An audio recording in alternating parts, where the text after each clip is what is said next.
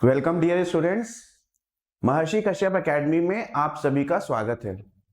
जैसा कि आप सब लोग जानते हैं कि हमने आपके साथ एक प्रोग्राम शुरू किया है जिसका नाम है मौलिक प्रथम एनसीईआरटी फाउंडेशन कोर्स। ठीक है, मौलिक प्रथम एनसीईआरटी फाउंडेशन कोर्स। नाम ऐसा हमने क्यों रखा? मौलिक का मतलब होता है फंडामेंटल। ये हमारा फंडामेंटल कोर्स है, यानी कि अगर हमारे बेसिक्स स्ट्रांग होंगे, हमारी नींव मजबूत होगी, तो हमारी इमारत, आपकी तैयारी की इमारत अच्छी खड़ी होगी। तो नींव है ये उस पूरी तैयारी की, यूपीएससी या फिर अन्य राज्यों के सिविल सर्विसेज एग्जाम्स की जो नींव है वो ये है। और प्रथम यानी कि फर्स्ट स्टेज है इस प्रोग्राम का, ये फर्स्ट स्टेज है। इसका सेकेंड स्टेज और थर्ड स्टेज भी होगा, मगर अभी पहला जो स्टेज है हम उसकी बात कर रहे हैं। इसमें हम एनसीईआरटी कवर कर रहे हैं, सारी ही एनसीईआरटी, यानी कि नई और पुरानी, ओल्ड प्लस न्यू। और अभी न्यू एजुकेशन पॉलिसी 2020 के अंतर्गत नई एनसीईआरटी आना शुरू हो गई है। क्लास 6 की पहली एनसीईआरटी एक्सप्लोरिंग सोसाइटी रिलीज हो चुकी है, वेबसाइट पे फ्रीली अवेलेबल है, पीडीएफ डाउनलोड करके आप लोग भी पढ़ सकते हैं। तो हमने लेटेस्ट एनसीईआरटी को भी इंक्लूड किया है। क्लास 7th की एनसीईआरटी अराउंड मार्च टू अप्रैल 2025 में हम एक्सपेक्ट कर रहे हैं आएगी। तो हम उसकी भी जो भी आएगी डिटेल्स हम उसको ऐड ऑन कर लेंगे अपने क्लास में। तो हम सारी ही एनसीईआरटीज राइट फ्रॉम 1976 ऑनवर्ड्स, जो पहले एनसीईआरटी चलती थी फिर चेंज हुई 2005 ऑनवर्ड्स, तो सारी ही एनसीईआरटी चाहे 1976 के आसपास की हो या 2005 की जो वर्जन्स आई थी उनकी हो, सारे ही कॉन्सेप्ट्स हम आपके कवर कर रहे हैं। नींव इतनी मजबूत रखनी है कि एक बार ये प्रोग्राम जब कंप्लीट होगा अराउंड 5 मंथ्स में, तो आपको लगे कि हाँ सभी कुछ कवर हो चुका है, कुछ भी रह नहीं गया है। इसलिए आपको वो कॉन्फिडेंस देने के लिए हमने इसको हर सारे एस्पेक्ट्स को कवर किया। प्रथम का मतलब ये है कि फर्स्ट स्टेज है हमारे प्रोग्राम की। इस प्रोग्राम में हम कवर कर रहे हैं क्लास 6 से लेके क्लास 10th तक की सारी एनसीईआरटीज। जो द्वितीय स्टेज है, सेकेंड स्टेज है, उसमें हम 11th 12th की एनसीईआरटीज और कुछ इंपॉर्टेंट बुक्स कवर करेंगे। और थर्ड स्टेज में फिर हम आगे की बात करेंगे, जो हमारा एंड फेज होता है, प्रिपरेशन का लास्ट फेज होता है, उसमें हम पॉलिशिंग करेंगे, प्रैक्टिस करेंगे प्रीवियस ईयर्स क्वेश्चन पेपर्स की, करंट अफेयर्स, बाकी चीजें। तो इस तरीके से अभी हम बात करते हैं मौलिक प्रथम एनसीईआरटी फाउंडेशन प्रोग्राम की। तो ये जो प्रोग्राम है इसमें अगर हम ज्योग्राफी की बात करें, वैसे तो टोटल 5 सब्जेक्ट्स है। 5 सब्जेक्ट्स कौन कौन से हैं? 5 सब्जेक्ट्स है इसमें। ठीक है, पहला सब्जेक्ट है आपका हिस्ट्री, सेकेंड ज्योग्राफी यानी कि इतिहास, भूगोल। थर्ड है आपका पॉलिटी, यानी कि आपका जो संवैधानिक ढांचा है वो कैसे काम करता है। जो चौथा है विषय वो है इकोनॉमिक्स, यानी कि हमारा अर्थशास्त्र, उससे जुड़े हुए महत्वपूर्ण कॉन्सेप्ट्स। ठीक है, और जो पांचवा विषय है वो है सामान्य विज्ञान यानी जनरल साइंस, सामान्य विज्ञान। तो मैं आपके साथ कवर कर रहा हूं फिलहाल ज्योग्राफी, इसकी शुरुआत हम कर चुके हैं। ठीक है, तो अब तक हमने क्या क्या कवर किया? तो प्रथम स्टेज में, ज्योग्राफी के प्रथम स्टेज में, ये जो कोर्स मॉड्यूल है ये भी 5 सेगमेंट्स में डिवाइड है, 5 सेगमेंट्स में डिवाइड किया गया है। पहला सेगमेंट हम आपको कवर कर चुके हैं ऑलरेडी। ठीक है, इसका पहला सेगमेंट था अर्थ इन सोलर, अर्थ के ऊपर था, और इस सेगमेंट में कुल 3 चैप्टर्स थे। ठीक है, वो तीनों चैप्टर हम पढ़ चुके हैं। पहला था अर्थ इन सोलर सिस्टम, सौर मंडल में पृथ्वी, सौर मंडल में पृथ्वी यानी कि अर्थ इन सोलर सिस्टम, ये हम कंप्लीट कर चुके हैं। दूसरा चैप्टर था हमारा लैटिट्यूड लॉन्गिट्यूड यानी अक्षांश और देशांतर रेखाएं, वो भी हमारा वो कंप्लीट हो चुका है। लैटिट्यूड और लॉन्गिट्यूड, अक्षांश और देशांतर रेखाएं, हिंदी और इंग्लिश दोनों ही बच्चों को हम लेके चल रहे हैं साथ में। आपको हिंदी के कॉरेस्पॉन्डिंग टर्म्स भी बताते हैं, ठीक है। और जो तीसरा टॉपिक है हमारा वो था मोशंस ऑफ द अर्थ यानी पृथ्वी की गतियां, motions of the earth, rotation और एवोल्यूशन, मूवमेंट्स ऑफ अर्थ यानी कि पृथ्वी की गतियां। तो ये पहला सेगमेंट जो हमारा अर्थ के ऊपर था वो कंप्लीट हो चुका है, जो अर्थ का सौर मंडल में क्या स्थिति है उसके और इसकी एक ओवरव्यू हम ले चुके हैं। बात करते हैं अब हम सेकंड उसकी,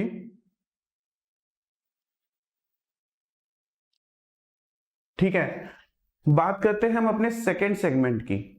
तो दूसरे सेगमेंट में हम ये टॉपिक हमारा पर्यावरण, ये वाला टॉपिक हम कर चुके हैं, ठीक है। हमारा पर्यावरण यानी कि अवर इन्वायरमेंट। सेकेंड सेगमेंट में कौन कौन से टॉपिक्स हैं आप देख सकते हैं। पहला टॉपिक हो चुका है, यानी टोटल 4 चैप्टर हो चुके हैं, 3 चैप्टर पहले सेगमेंट के और 1 चैप्टर दूसरे सेगमेंट का। अब आज हम लोग डिस्कस करने जा रहे हैं डोमेन्स यानी कि पृथ्वी के परिमंडल।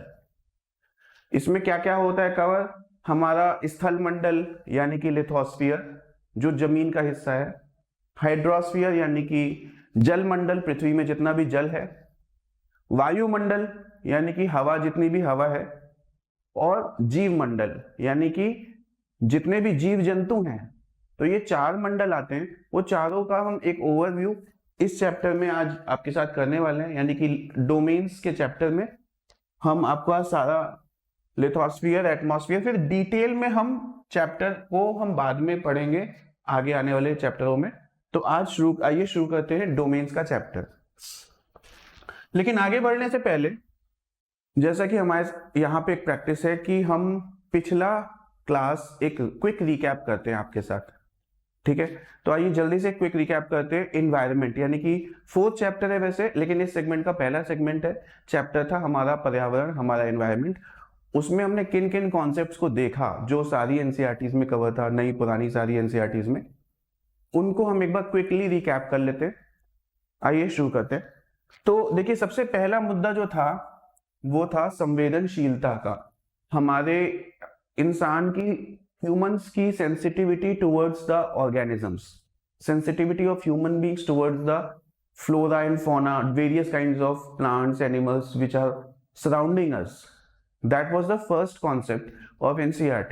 Okay, because see this consciousness, ये जो जागरूकता है, ये छोटे बच्चे में तो होती है, लेकिन बड़े लोगों में अक्सर इस चीज के प्रति भूल जाते हैं, उनके दिमाग से ये बात हट जाती है, ठीक है। तो छोटे बच्चों से हम कुछ सीख सकते हैं। उसमें एनसीईआरटी में एक छोटा बच्चा है, वो आता है अपने गर्मी की छुट्टी के बाद, जब क्लास में आता है वापस, तो देखता है कि उसके स्कूल के बगल का मैदान जहाँ पे वो खेला करता था, जहाँ पे फूल पत्तियां होते थे, जहाँ पे तितलियों के पीछे, बटरफ्लाइज के पीछे वो भागता था दिन भर, वो मैदान खोद दिया गया, वहां पे कंस्ट्रक्शन होने जा रहा है। उसको दुख हुआ क्योंकि उसने अपना मैदान खो दिया, उसने अपने साथी खो दिए। गिलहरी के पीछे दौड़ता था, कभी तितली के पीछे भागता था, फूल को निहारता था।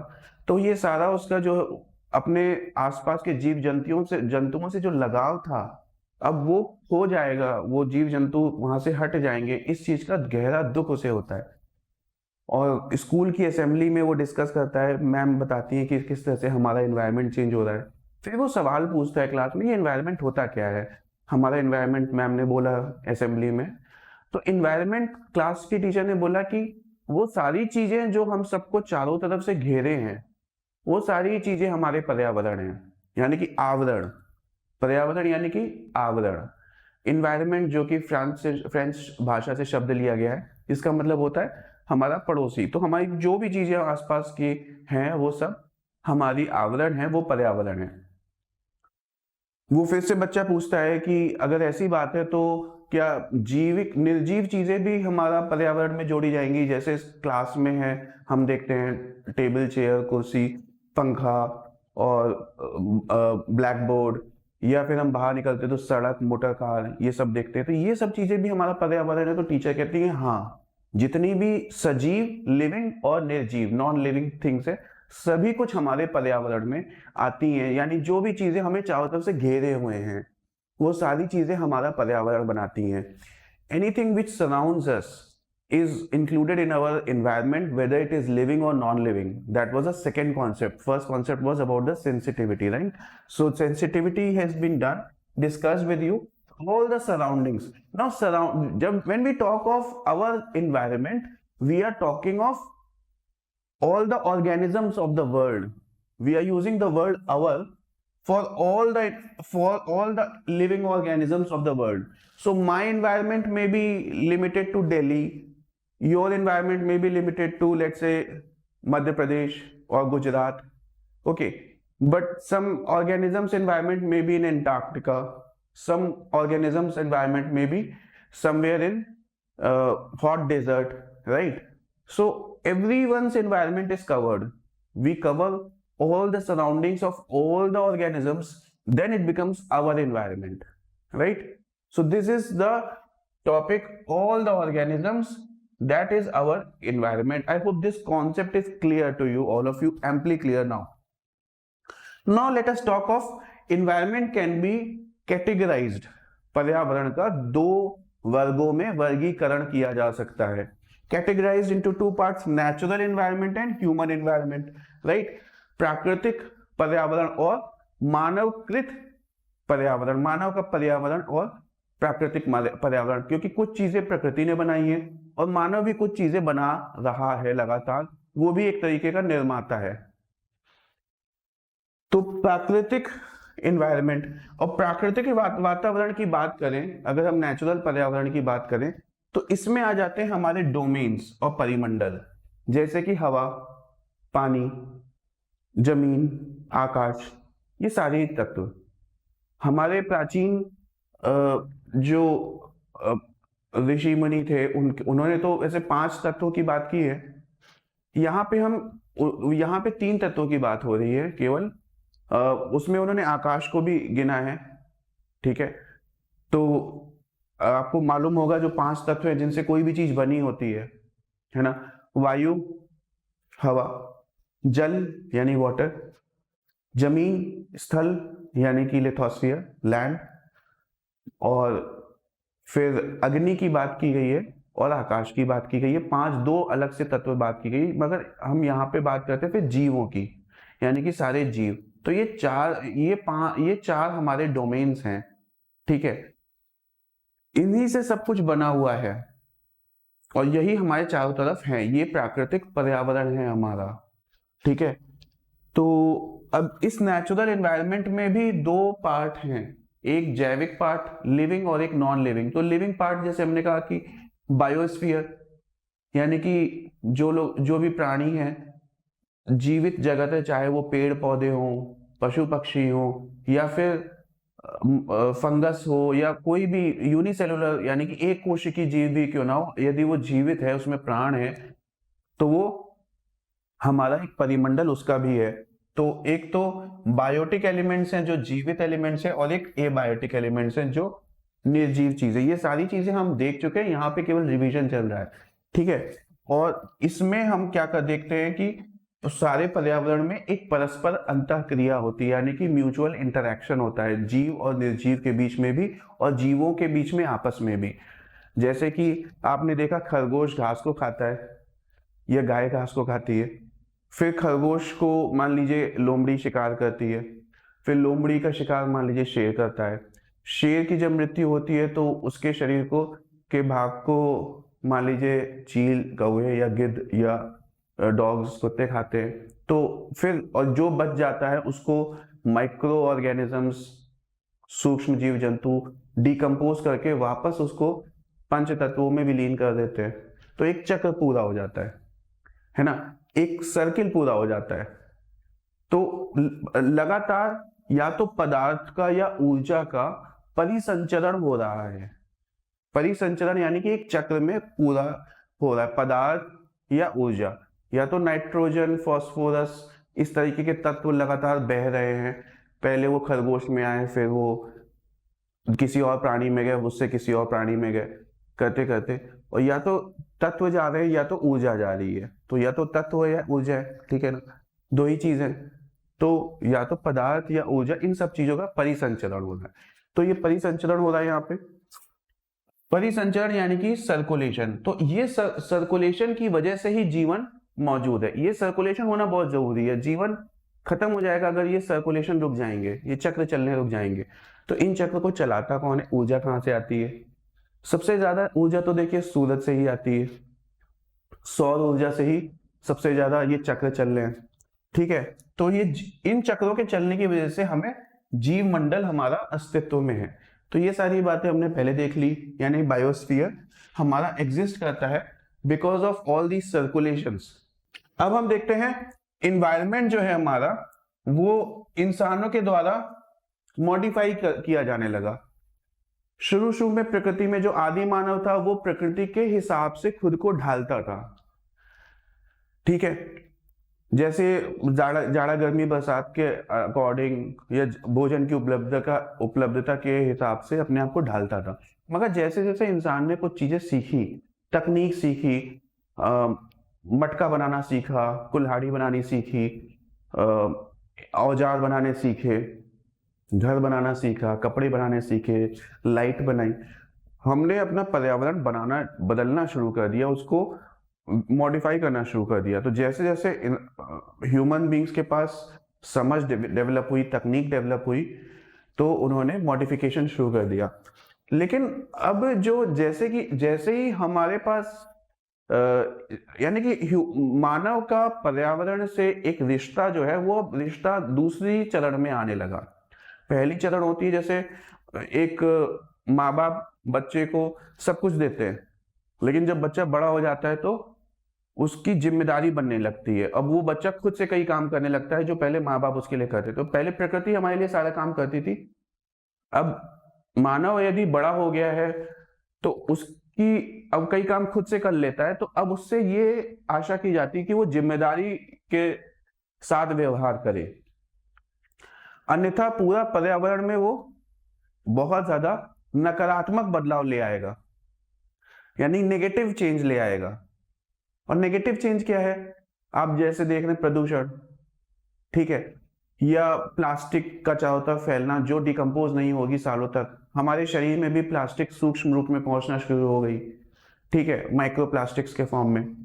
तो आप देख रहे हैं कि और चाहे लैंड का पोल्यूशन हो, एयर का पोल्यूशन हो, वाटर का पोल्यूशन हो, ये सब किस वजह से? Because human beings are behaving in a irresponsible manner, गैर जिम्मेदाराना पूर्ण व्यवहार कर रहे हैं। अगर हमें जिम्मेदाराना पूर्ण व्यवहार करेंगे तो हम प्रकृति का संरक्षण करेंगे, कंजर्व करेंगे, उसके साथ हम जिएंगे। तो हमें अपने जीवन शैली को बदलना है। ये भी बहुत इंपॉर्टेंट एथिकल कॉन्सेप्ट की बात हमारे एनसीईआरटी में की गई है। पहली बात की गई थी संवेदनशीलता की, और यहाँ बात की जा रही है जिम्मेदारी पूर्ण व्यवहार की, यानी कि behaving in a responsible manner. We have independence, but independence has to be used in a responsible manner, right? So that is this thing, behave responsibly. Okay, now natural changes may be sudden. प्रकृति भी बदलाव से गुजरती है, मानव भी बदलाव करता है। प्रकृति के बदलाव कभी अचानक से होते हैं, जैसे कि भूकंप आ गया। अभी हाल फिलहाल में हमने देखा तिब्बत में भूकंप आया, ठीक है। इसके विषय में हम करंट अफेयर्स में, ज्योग्राफी क्लास में, हायर स्टैंडर्ड की उसमें चर्चा करेंगे। तो तिब्बत में भूकंप आ गया, नेपाल में भी उसके झटके महसूस किए। 2015 में नेपाल में बड़ा ही विनाशकारी भूकंप आया था। या ज्वालामुखी फटना, या सुनामी आना, चक्रवात आना, इस तरीके के जो बदलाव होते हैं अचानक से हो जाते हैं, या कभी कभी धीरे धीरे भी होते हैं। तो दोनों तरीके के बदलाव होते हैं। प्रकृति भी बदलाव नियम है और बदलाव होता है, लेकिन हमें सकारात्मक बदलाव करना है, मानव को जिम्मेदारी पूर्ण व्यवहार करके। तो अब हम बात करते हैं सर्कुलेशंस की। ये जितने भी परिसंचरण है वो सूर्य के द्वारा ऊर्जा से पोषित होते, एनर्जी प्रोवाइड की जाती है सन से। ये सारी बात हमने देख ली। तो सर्कुलेशन या तो मैटर के होते हैं, ठीक है, या एनर्जी के होते हैं। ये बात भी हम देख चुके हैं और ये सर्कुलेशन ही जीवन के लिए अनुकूल परिस्थितियों का निर्माण करते हैं, यानी कि लाइफ के लिए favourable conditions are created by these circulations which are powered by the sun, the circulations of matter and energy, right? All these things are the concepts we have done so far in our first chapter of environment. Last part, let us just continue. So we have seen life has changed so much shape. Thousands of years before this, the life forms on the earth were very different. There were different kind of species, for example dinosaurs and huge reptiles, the archaeopteryx, you might have heard of archaeopteryx. So the different kind of organisms were there. Many got extinct and many survived. Among those who survived are human beings. They evolved. So जो हमने देखा कि प्रकृति में बदलाव होता है, बदलाव धीरे धीरे होता है या तेजी से होता है, जो जीव उस बदलाव के अनुरूप खुद को ढाल लेते हैं उनका क्रम विकास होता है, यानी कि इवोल्यूशन होता है, ठीक है। और जो नहीं ढाल पाते वो विलुप्त हो जाते हैं, यानी एक्सटिंक्ट हो जाते हैं, ठीक है। इस तरीके से जीवन भी बदल रहा है जैसे जैसे पृथ्वी में बदलाव आ रहे हैं। कुछ प्रजातियां विलुप्त हो रही हैं, एक्सटिंक्ट हो रही हैं, और कुछ प्रजातियां जो अपने आप को ढालने में सक्षम हैं वो आगे बढ़ रही हैं, वो आगे अपने अंदर बदलाव ला रही हैं। तो ये हुआ। फिर हमने देखा कि बात ये थी कि जब सूर्य की रोशनी सभी ग्रहों पे है तो जीवन मात्र पृथ्वी में क्यों है? सूर्य की रोशनी तो बाकी ग्रहों में भी है ना, जीवन केवल पृथ्वी में है। उसका कारण है कि पृथ्वी से सूर्य की दूरी उचित दूरी कही जाती है। उचित यानी optimum distance between sun and the earth, and that optimum distance is called the Goldilocks zone. Why is it optimum? Because it is neither too close nor too far, and therefore earth is neither too hot nor too cold, right? यानी कि एक पृथ्वी सूर्य से ना ही बहुत नजदीक है ना ही बहुत दूर है, एक उचित दूरी पे, जिसके कारण ना ही ज्यादा गर्म ना ही ज्यादा ठंडी है। ये तापमान हमारा संतुलन में है, बैलेंस टेम्परेचर है, और इस संतुलित तापमान के होने से जल, पृथ्वी में जो वाटर है वो तरल रूप में, लिक्विड फॉर्म में एग्जिस्ट कर रहा है। And water in liquid form is the basis of life, right? जल तरल रूप में जो है यही तो जीवन का आधार है। तो that is neither too hot not too cold, and this moderate, and not just the distance between earth and sun. केवल दूरी के कारण ही तापमान नियंत्रित नहीं रहता, जो हमारे ऊपर हवा का आवरण है, एटमॉस्फेयर, वो भी तापमान को नियंत्रित करता है। ये हम आगे डिटेल में पढ़ेंगे जब हम डिटेल में, यानी कि हवा का भी एक काम है। एटमॉस्फेयर में जब पढ़ेंगे तो इस चीज को पढ़ेंगे कैसे हवा तापमान को नियंत्रित करती है। वो बहुत सर्दियों में पृथ्वी को बहुत ठंडा होने से बचाती है, थोड़ा सा गर्म रखती है सर्दियों में, और गर्मियों में जो है वो बहुत गर्म होने से ही बचाती है। तो दोनों काम हवा करती है। तो ये जो हवा जो है वो भी हमारा मॉडरेशन का काम करती है। और पानी जो है यहाँ पे सॉलिड, लिक्विड और गैस तीनों ही रूप में मिल जाता है। जब बहुत ठंड हो जाती है तो जम जाता है, मोस्टली लिक्विड रहता है और भाप के रूप में भी रहता है। तो एक जल का चक्र, जो हमने परिसंचरण की बात की, उसी में से एक जल का भी चक्र है। जल का चक्र चलता रहता है और ये जल का चक्र जीवन को भी चलाता रहता है, ठीक है। और तो हम देखेंगे कि कौन कौन से तत्व हैं यहाँ पे पृथ्वी में जो जीवन के अनुकूल, जीवन को सहयोग कर रहे हैं। उन तत्वों में से देखा जाए तो खास तौर पे जल का किरदार, रोल, एयर का रोल, सूर्य का रोल, सन का रोल, ये सब बहुत जरूरी चीजें हैं जीवन के लिए जो पृथ्वी में मिलती हैं। बाकी जगहों में या तो दूरी कम ज्यादा है या तो जल नहीं है, ठीक है। तो इस तरह से कोई, या हवा नहीं है, कोई ना कोई समस्या है बाकी ग्रहों में जहां पे जीवन नहीं मिल पा रहा है। अभी तक तो नहीं खोजा गया, आगे हो सकता है खोज हो, उसकी बात फिर बाद में होगी। तो अब हम बात करते हैं, आगे बढ़ते हैं। ये हमारा रिकैप का लास्ट पार्ट है।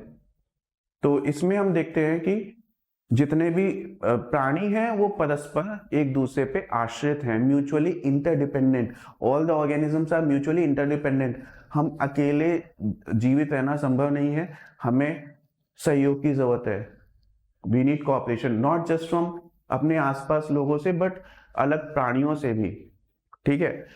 तो उसके अलावा हम आश्रित हैं अपने पर्यावरण पे, जो निर्जीव पर्यावरण है, यानी कि हवा, पानी, पृथ्वी, इन सब के ऊपर भी आश्रित हैं हम, ठीक है। तो ये है हमारा पारिस्थितिकी तंत्र, यानी कि जो एक दूसरे पे चीजों के लिए, जो हमारी जरूरत की चीजें हैं जीवन के लिए, उनके लिए हम एक दूसरे पे जो आश्रित है, इस आश्रित होने के कारण से बराबर लेन देन का व्यवहार चलता रहता है, give and take, mutual exchange होता रहता है कुछ ना कुछ चीजों का या सर्विसेज का। तो जो लेन देन का व्यवहार होता रहता है, इसी से रिश्ते बनते हैं, रिलेशनशिप्स बनती हैं। और ये जो रिलेशनशिप्स बनती है, तो ये जो पूरा जंजाल है, ये जो पूरा तंत्र है रिश्तों का, रिश्तों के तंत्र को ही हम क्या कह रहे हैं, पारिस्थितिकी तंत्र, यानी इकोसिस्टम, ठीक है। रिश्तों के तंत्र किससे बना है, जो हमारा अगल बगल के प्राणियों पे और निर्जीव वस्तुओं पे आश्रय होने से बना है, जो परस्पर आश्रित है हम एक दूसरे के ऊपर, ठीक है। उसके कारण रिश्ते बने, उससे रिश्तों का तंत्र बना, उस रिश्ते के तंत्र को क्या बोलते हैं, इकोसिस्टम। ये समझना इसलिए भी जरूरी है, पूरे इकोसिस्टम में यदि एक भी प्राणी के ऊपर कोई संकट है, तो वो संकट आप तक भी आएगा कहीं ना कहीं, ये समझना बहुत जरूरी है। इसलिए मानव की ये जिम्मेदारी है कि वो सभी प्राणियों की हित की सोचे, और यहाँ तक कि जो नदी, पहाड़ और बाकी जो चीजें हैं उनके भी हित की सोचे, उनको कंजर्व करने की ओर प्रयास करें, ठीक है। तो क्योंकि जैसे फैमिली में किसी एक पर्सन अगर को कोई प्रॉब्लम होती है तो पूरी फैमिली पे असर आता है, बिल्कुल वैसे ही एक परिवार की तरीके से है पूरा प्राणियों का, जो पूरे विश्व में जो एक परिवार है, इकोसिस्टम, स्थानीय परिवार भी होते हैं, और वो सारे स्थानीय परिवार एक बड़े परिवार का हिस्सा है इकोसिस्टम का, ठीक है। तो इस चीज को समझिएगा।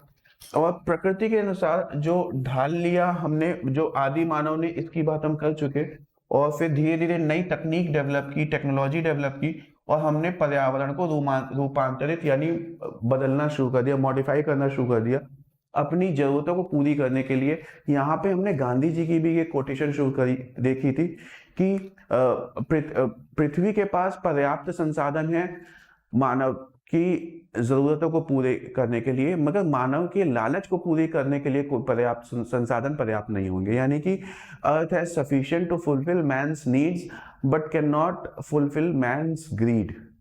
तो यहीं पे बात जो जिम्मेदारी पूर्ण व्यवहार करने की आ रही है कि हमें लालच नहीं करना चाहिए, लेकिन अपनी जरूरतों के अनुसार हम आराम से चीजों को का प्रयोग कर सकते हैं। तो ये पर्यावरण को हम बदल लें। अब देखिए, जो जितने भी रेवोल्यूशन आ रहे हैं, इंडस्ट्रियल, ट्रांसपोर्टेशन, इंफॉर्मेशन रेवोल्यूशन, यानी रेवोल्यूशन यानी क्रांति, हिंदी में बोलते हैं क्रांति, रेवोल्यूशन को क्रांति किसे बोलते हैं, यानी कि कोई भी बदलाव जो बड़ा हो और बहुत जल्दी हो। दो बातें हैं, एक बदलाव जो बड़ा बदलाव हो और जो बहुत जल्दी हो जाए, वो सामान्यतः उस बदलाव को होने में समय लगता हो, मगर किन्हीं कारणों से उस बदलाव को जल्दी कर दिया जाए, उसको क्रांति कहते हैं, यानी रेवोल्यूशन कहते हैं। तो आप देखें कि ये हमारा औद्योगिक क्रांति या हमारी संचार की क्रांति, ठीक है, दूर संचार की क्रांति, आज हम ऑनलाइन क्लास ले सकते हैं, विश्व के किसी भी कोने में बैठे बच्चे शिक्षा ग्रहण कर सकते हैं, किसी से भी सीख सकते हैं, ठीक है। तो ये सब जो संभव हो पा रहा है, ये सूचना क्रांति की बदौलत है, जो तकनीक विकसित हुई और एक क्रांति आई, ठीक है। उसी तरह कई सारी चीजें बदलाव हुए, जो बहुत बड़े बदलाव हैं, जो आज से 10 साल पहले सोचने के लिए व्यक्ति कल्पना नहीं कर सकता था कि ऐसा भी दिन आएगा, ठीक है। अब लोग वर्क फ्रॉम होम करते हैं, लॉकडाउन के बाद ऑनलाइन घर में से बैठ के भी काम संभव हो पा रहा है, आईटी इंडस्ट्री में खास तौर पे, ठीक है। और आर्टिफिशियल इंटेलिजेंस के आने के बाद से चीजें बहुत तेजी से बदलेंगी, आप देखेंगे चीजें ऑटोमेशन की तरफ जा रही हैं, चीजें ऑटोमेटिकली हैंडल होंगी सिस्टम से, तो ये जो है बदलाव है बहुत तेजी से हो रहा है, और औद्योगिक क्रांति हुई, तो ये सारे जो बदलाव है बहुत तेजी से हुए, और तेजी से होने वाले बदलाव पर्यावरण में बहुत बड़ा असर पैदा करते हैं, यानी कि दे मॉडिफाई द एनवायरनमेंट।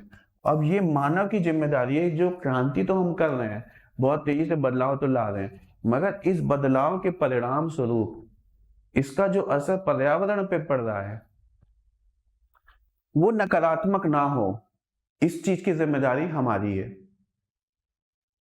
मानव की humans are responsible to ensure that whatever revolution due to the technological changes they are bringing, it does not has a negative impact on the environment for all environment, not just human environment, but environment for all the organisms, because everyone is a part of ecosystem.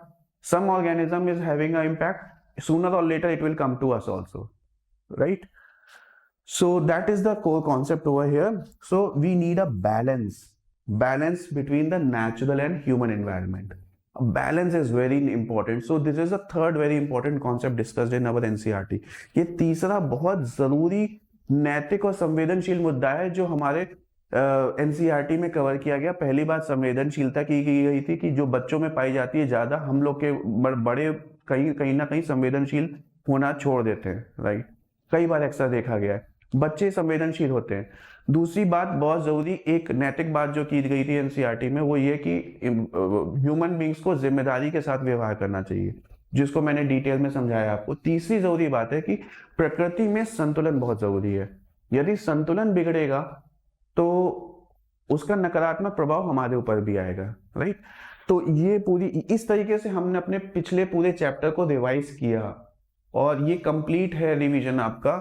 अब next session में हम शुरू करेंगे अपना class जो कि है domains, उसको डिटेल में शुरू करते हैं।